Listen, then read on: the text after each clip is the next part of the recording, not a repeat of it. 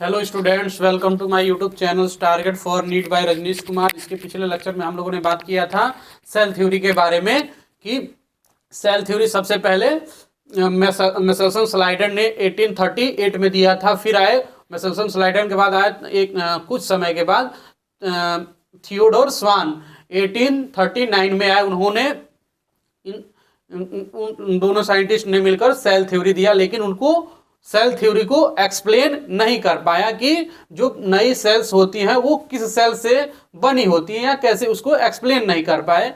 तो उसके बाद 1855 में यानी 1855 में रुडोल्फ विर्चो आए और उन्होंने सेल थ्योरी को एक्सप्लेन किया।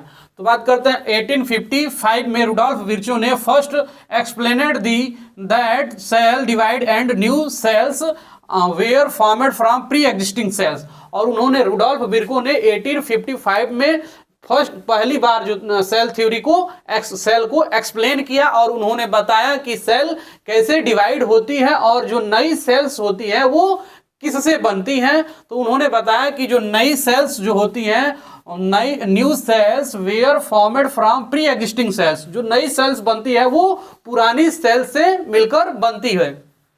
उसको उन्होंने बताया कि ओमनी सेलुला ई सेलुला बताया, और उन्होंने ये बताया कि न्यू जो सेल्स होती है वो पुरानी सेल से मिलकर बनी होती है। और आगे बात करते हैं तो ही मॉडिफाइड दी हाइपोथेसिस, और उन्होंने इस हाइपोथेसिस को मॉडिफाइड करने की कोशिश की। जो स्लाइडन और स्वान जो सेल थ्योरी दिए थे उसको मॉडिफाई किया और give to the cell theory final shape दे दिया।